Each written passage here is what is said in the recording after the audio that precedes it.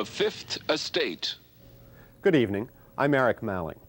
9 Canadians who were the unwitting victims of CIA brainwashing experiments are suing the United States government. But so far, the Canadian government has done nothing to help them.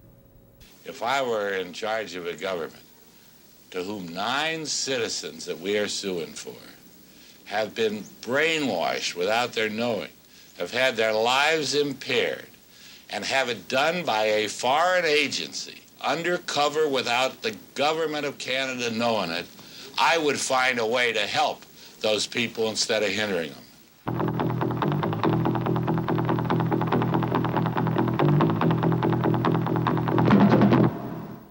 4 years ago, there were some startling revelations about the activities of the CIA in Canada.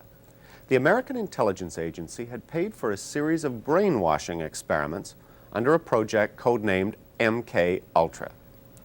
The tests were conducted in secret in the United States and in Canada at a mental hospital attached to McGill University. Experimental drugs, including LSD, were administered to human guinea pigs. The patients were never told that their treatment was part of a CIA experiment. 9 Canadians are now suing the U.S. government for $1 million apiece. They charge that their lives were disrupted forever as a result of the brainwashing. Despite the fact that the CIA operated secretly in Canada to fund these medical experiments on Canadian citizens, the federal government in Ottawa has joined hands with the government in Washington to hold back vital information which might at last reveal all the sordid details. In Winnipeg, Val Orlico spends a lot of time tending her plants. It's one of the few hobbies she has left. She used to devour books and write long letters. Now she can't concentrate on a book for more than a single page, and writing a letter is beyond her. She's on medication 24 hours a day. If she wasn't married to David Orlico, an NDP member of Parliament, she might never have learned the full story of what happened to her. That's very good. I better get out the tomatoes and the green pepper and... In 1956, suffering from depression after childbirth, Mrs. Orlico was referred by her Winnipeg doctor to a top psychiatrist in Montreal. Unknowingly, she was about to become part of a cruel CIA experiment, codenamed MK Ultra. In Langley, Virginia, outside of Washington, stands the headquarters of the Central Intelligence Agency, protected by walls of secrecy as high as the trees. Stored inside computers like this one is what's left of the CIA files on the MK Ultra project. Convinced the Soviets and Chinese had perfected brainwashing during the Korean War, the agency sought to perfect its own techniques, both to protect its agents and to use as a weapon. Who did you meet with in the safe house? The CIA man overseeing the project was John Gittinger. There was continued pressure put upon anybody within the agency in connection with trying to explain or understand brainwashing. So we were charged with rather an elaborate attempt to try to find out chemical, psychological, any kind of means that people could use to influence the behavior of the people. In Montreal, on the side of the mountain overlooking the city, stands an ancestral home bearing a name worthy of an Edgar Allan Poe horror tale, Ravenscraig. Donated to McGill, Ravenscraig became the Allen Memorial Institute for the Treatment of Mental Illness. Here the CIA channeled money for MK Ultra, Subproject 68, which became a real-life horror tale. The project chief in Montreal was Dr. Ewan Cameron, world-renowned chairman of the Department of Psychiatry at McGill and director of the Allen Memorial Institute. The CIA secretly funded the medical experiments through a front in New York City called, of all things, the Society for the Protection of Human Ecology. Documents show that the agency had been impressed with earlier work done at McGill in sensory deprivation, work that was useful in designing sophisticated torture techniques later on. But at the time, brainwashing looked even more promising, and Dr. Cameron was the perfect one to carry out the work. An American citizen with a world-class reputation, operating outside of the United States. Dr. Cameron certainly had the credentials. At various times, president of the Canadian, the American, and even the World Psychiatric Association. These are the days and hours are the occasions. In an address to colleagues from around the world, Cameron showed that he certainly knew the potential of the human mind, for good and bad. And it is his mind, no less, which may destroy mankind. Val Orlico came to the Allen for her postpartum depression. Everybody in the hospital was very much in awe of Dr. Cameron, and he strode the halls like a giant. And people would say, oh, there but for God goes God. And to me, I thought, how could he possibly ever take me for a patient? Who am I? I mean, this great man who's done all these marvelous things. And boy, I better work hard, and I better do everything that he tells me to do. And, you know, I don't want to lose this opportunity to get well. Like Mrs. Orlico, Mrs. Janine Huard of Montreal came to Dr. Cameron depressed after childbirth. The depression was made worse by a hearing problem that coincided with the birth of her child. She, too, was in awe of Dr. Cameron. He was a very, very impressive man. And I was told he was the best doctor in North America, so he would look at you a few minutes, ask you a few questions, and then proceed with the treatments. But I never saw him once in all the times that I saw him that I wasn't afraid. Every time I went down to his office, I would shake with fear. And every time I'd see him coming down the hall, I'd shake with fear. But I adored him. Dr. Elliot Emanuel knew Cameron. He was an authoritarian, ruthless, power-hungry, nervous, tense, angry man. Not very nice. At Ravenscraig, Dr. Cameron went further with drugs and electric shock treatments than any of the U.S. researchers in the MK Ultra project dared. His aim was to wipe the mind clean. Then he would implant new messages by forcing the patient to listen to a hypnotic repetition as many as 250,000 times. This was called psychic driving. Most of the drugs used in the program were experimental, and some dangerous. There was the tranquilizer Artane, a paralysis-inducing anectine, and curare, which pygmies tipped their arrows with to paralyze victims. Bulbocapnine, another experimental tranquilizer, and lysergic acid diethylmide, the hallucinogen LSD. In her room at Ravenscraig, Mrs. Orlico waited for her first treatment. Well, I saw a tray with hypodermic, with a needle, a syringe, and the card on it had my name, so I looked a little more closely, and it was lysergic acid diethylamide. And my husband was a druggist, and I knew a lot of drugs, but I'd never heard of that one. And so I phoned a friend, and who was a psychiatric nurse, and I said, do you know what it is? And she said, I never heard of it.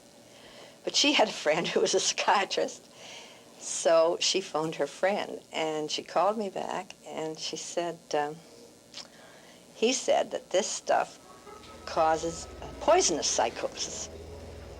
She said he said not to take it. Well, I thought, you know, he's a very Freudian psychiatrist and doesn't believe in any medication of any kind. And after all, here's Dr. Cameron. I mean, he's the big doctor, and he's, you know, he's known all over the world, and he wouldn't do anything that would harm me, etc. And so I took the injection, but I didn't like it. And it really did create a poisonous psychosis. LSD, with all its frightening mental images, was scarcely known at the time. But the CIA secretly brought some in from Switzerland, where it had just been developed.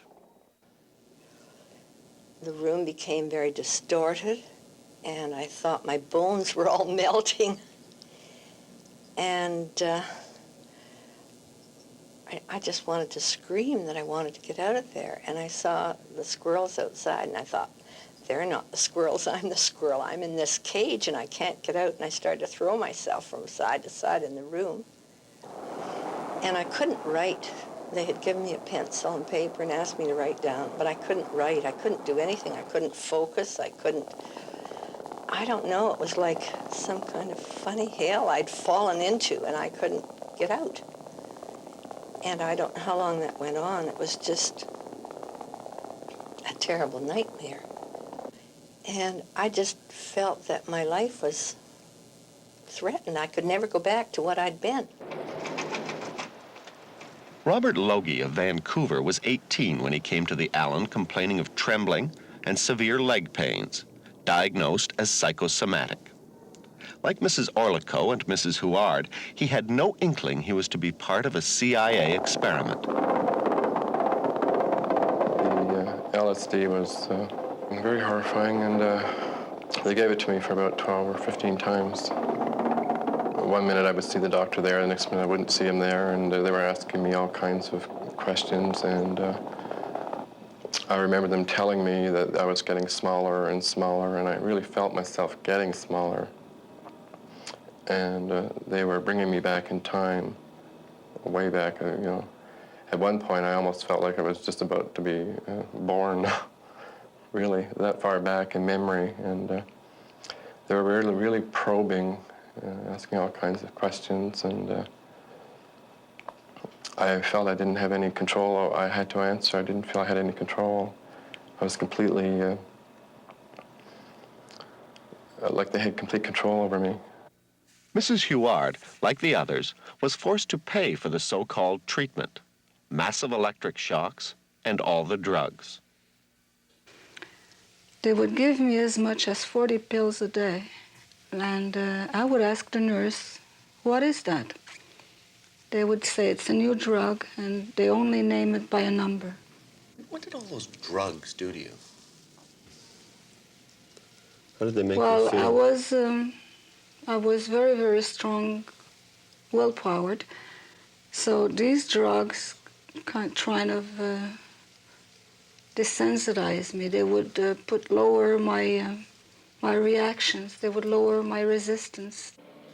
As well as the experimental drugs and massive electric shock treatments, Mrs. Huard was subjected to psychic driving.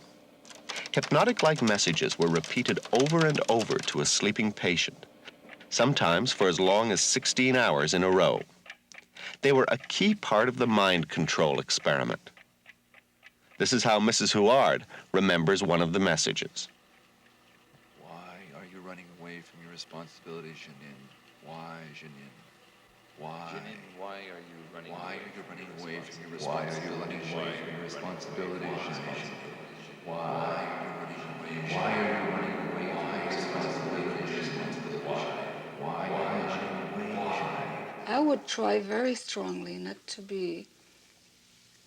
to let my mind be capturing all the messages, but they would lower my resistance so much with the heavy drugs, but I couldn't do otherwise than listen. Did you ever ask them how any of this was making you better? No, I didn't ask questions. I was just say, I don't want to go through it again. And I would cry. I didn't want it, you know. I knew it. Way down in my heart, I knew it wasn't good. But, you know, how could you fight? You're in a hospital where it's supposed to be the best, with the best doctors. So, what can you do? I'd say, I can't take it anymore. I can't stand it. I don't think this is doing me any good. I feel worse. And he'd walk down the hall a little way with me and put his arm on my shoulder. And come on now, lassie, you know you're going to do it. And finally I'd say, well, okay. And off we'd go to my room, and he would give me another injection and then pat me on the shoulder, and off he'd be again. I had LSD, I believe, a total of 14 times. And sometimes there would be 4 days between the injections, and sometimes there would be one consecutive day after the other. And some of them I managed to write down things in my notes to Dr. Cameron. A newly declassified CIA document shows there was at least one voice of protest at the agency as the experiments got underway. One agent wrote, "Does Project Officer approve these immoral and inhuman tests? I suggest that all who are in favor of the above intended operation volunteer their heads for use in Dr. So-and-so's noble project." The names were deleted. In her hospital room, a terrified Mrs. Orlico tried to hide like a child at the sound of Dr. Cameron's approaching footsteps. I heard him coming, and I hid in the washroom in my room. And I thought, well, I'll go and sit on the toilet and nobody will see me.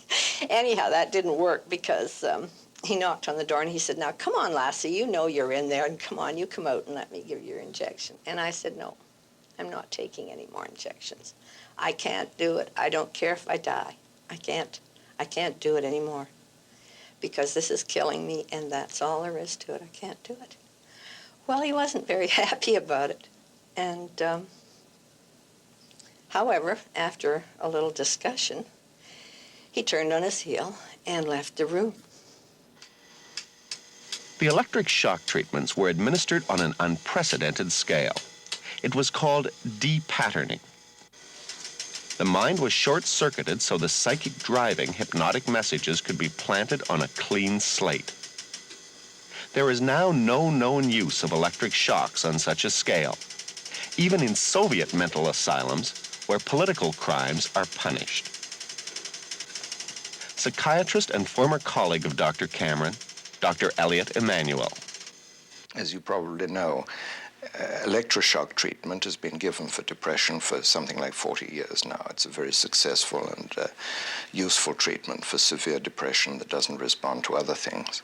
But de-patterning is a use of electroshock treatment in a totally different way, in which instead of giving the shocks, say, 2 or 3 times a week, they're given 2 or 3 times a day for 3 or 4 weeks, reducing the patient to a sort of animal, vegetable state, from which it's hoped that they would recover in a more healthy state of mind. It didn't work. I was there for a while, and I thought, I don't want to stay here, and I started to run away from the hospital, and they grabbed me, and then they put me on sleep treatment.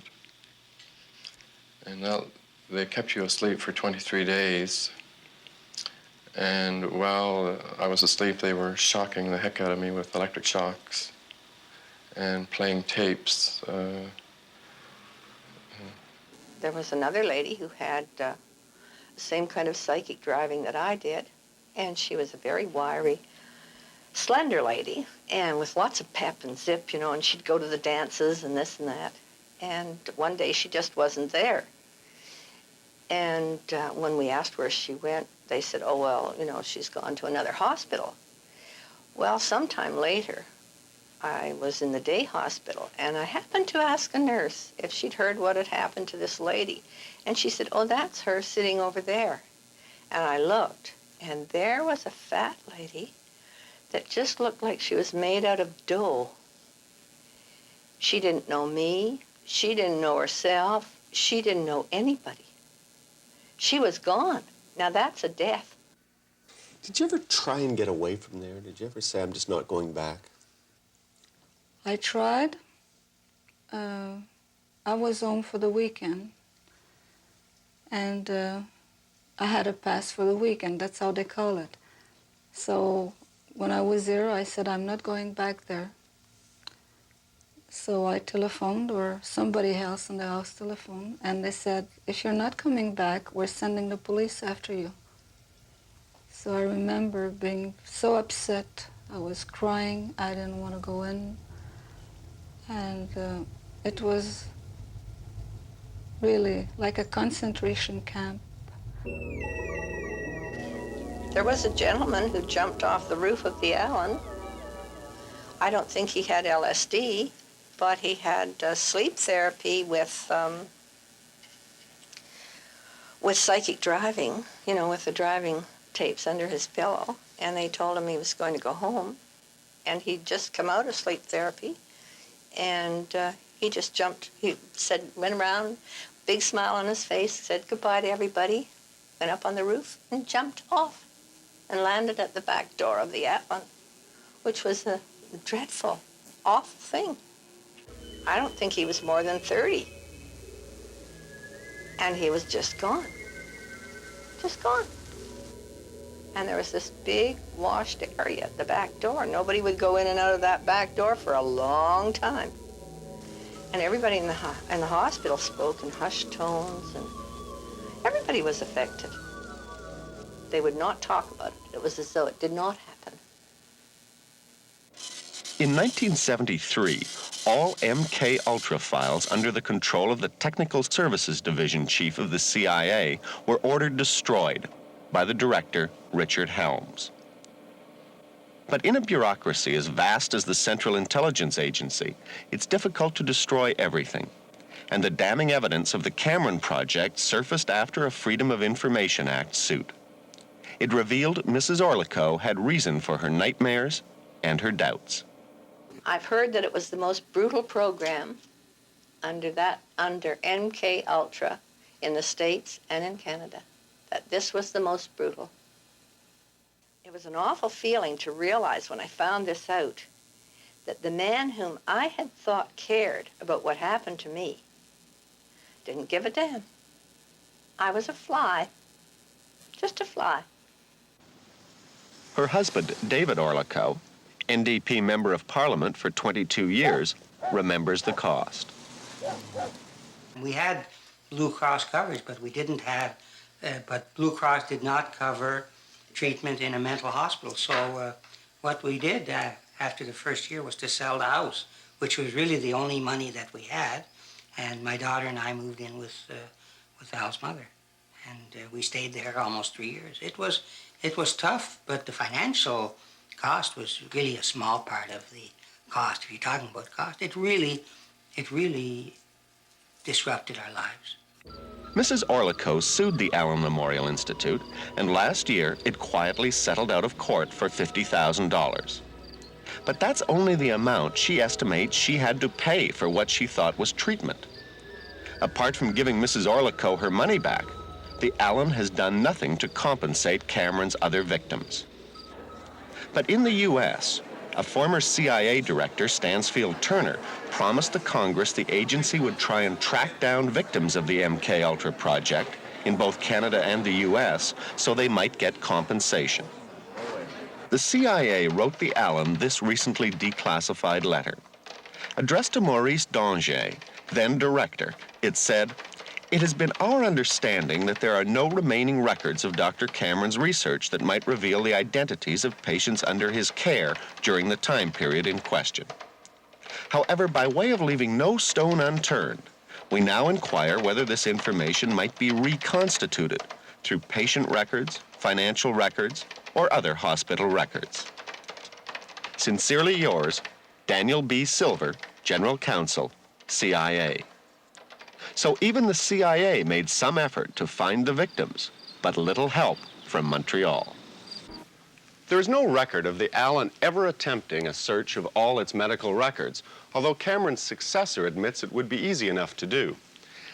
CIA documents show that 53 people in Montreal were subjected to the MK-Ultra experiments, but only 9 of those have been positively identified. Apart from Orlico, Huard, and Logie, there were 3 Montreal housewives, one of whom is now institutionalized. There's a Montreal businessman who never really got his life together again after the experiments, and another man who's been destitute for most of the time since. Ironically enough, one of the victims is now a psychiatrist practicing in Eastern Ontario. She obviously functions well enough, but after the experiments, 10 years of her memory was wiped right out.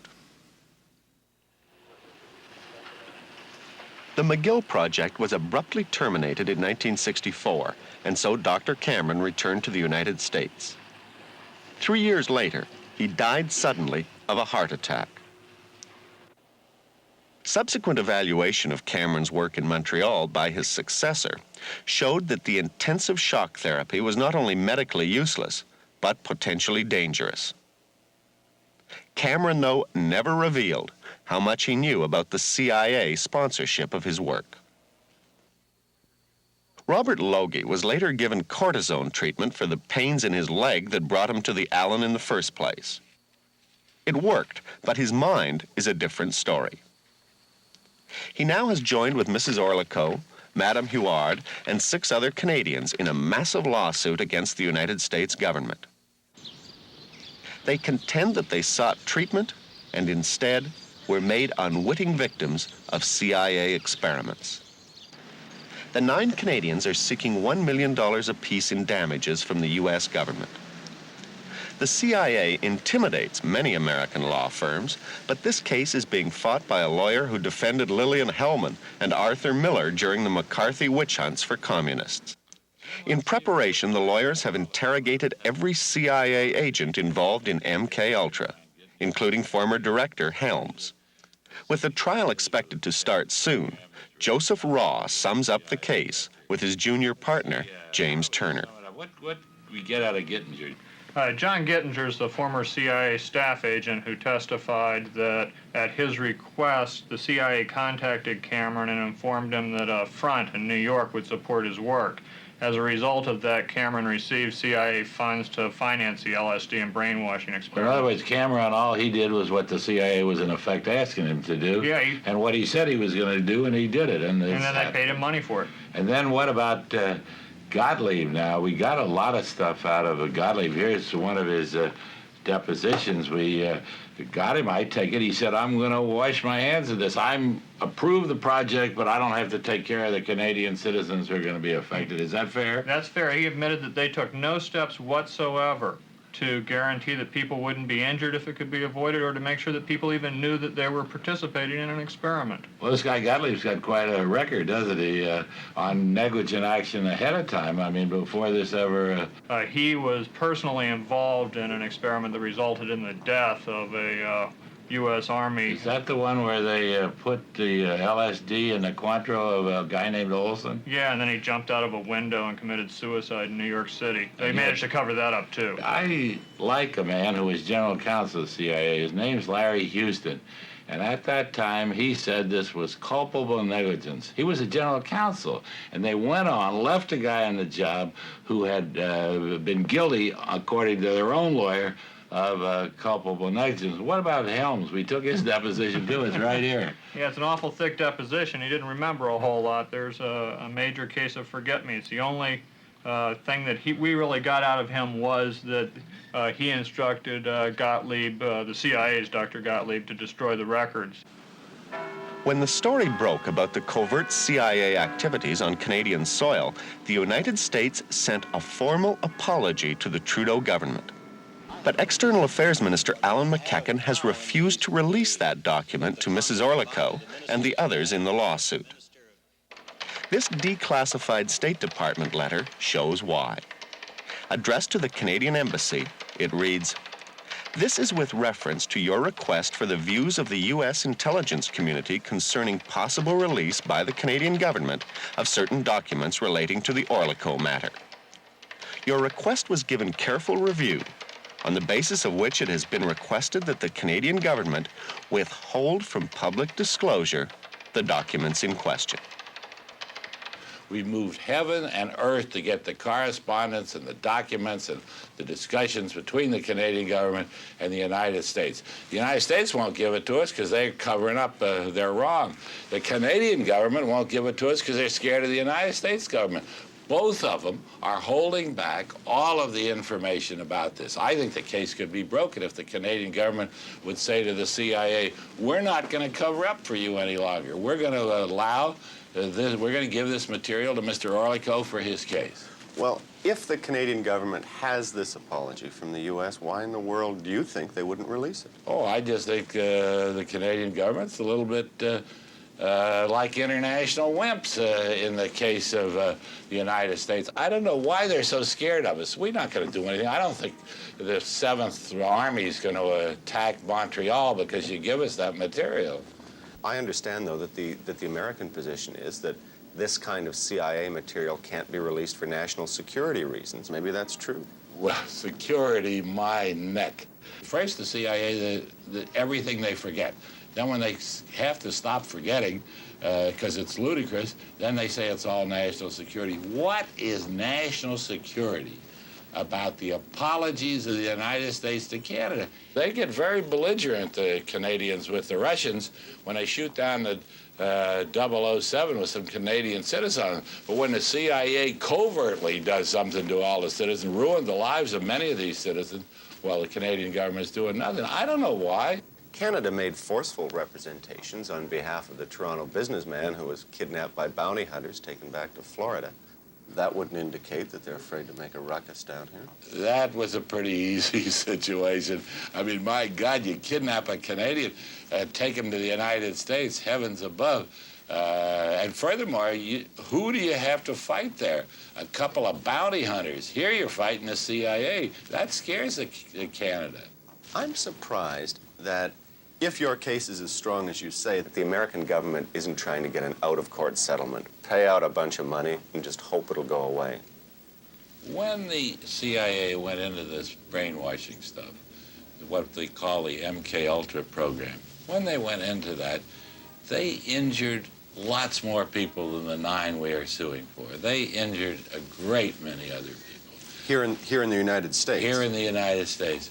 They may feel that they've got so many skeletons in their closet that settling with us, even though we're clearly right and they would like it to go away, would hurt them as a precedent. I can't think of any other reason that they're being so really rough on us. I think there is a duty on the government to release, in a matter such as this, all of the information it has. Alan Lawrence is the conservative justice critic in the Commons. There's been government complicity or government negligence, so be it, you know.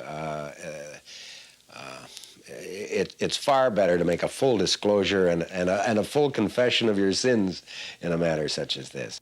It's always a difficult thing for anybody to sue a government or sue an agency of a government. And if you don't have the cooperation of your own government in doing it, you have a few strikes against you right off the bat. If the process was reversed, if it was some sort of a secretive Canadian operation taking place in the United States, I'm sure all hell would break loose down there as far as beating of breasts and waving of flags and whatnot. If the material came from the States, perhaps they're bound by, if not law, good manners to not turn it over if the source of the information doesn't want it turned over. I don't know about manners. I don't know about international manners very much. But I know this. If I were in charge of a government to whom 9 citizens that we are suing for have been brainwashed without their knowing, have had their lives impaired, and have it done by a foreign agency, undercover without the government of Canada knowing it, I would find a way to help those people instead of hindering them. We tried to ask External Affairs Minister McKechnie why the government of Canada is not helping these Canadian citizens who are victimized by agents of another country. But for more than 2 months, Mr. McKechnie has been unavailable to discuss the matter. What do you want to tell Mr. McKechnie, for example, about what happened to you? How you feel about it now? I would tell him to try what we've been through and see what he would have to say after. Because only when you go through such an experience, one can say how bad it can be and how painful. I'd say, come on, get off your horse and help us. We need some help from our government. We are innocent victims of something that happened that should never have been. And you can't make it. You can't put us back where we were. But at least do something to help us now. Do something to stand up and say this can't happen in Canada. What can you possibly get for your clients out of this case? You can't get their health back. That's not possible. And they're older people, and some of them may die during this stonewalling by the CIA.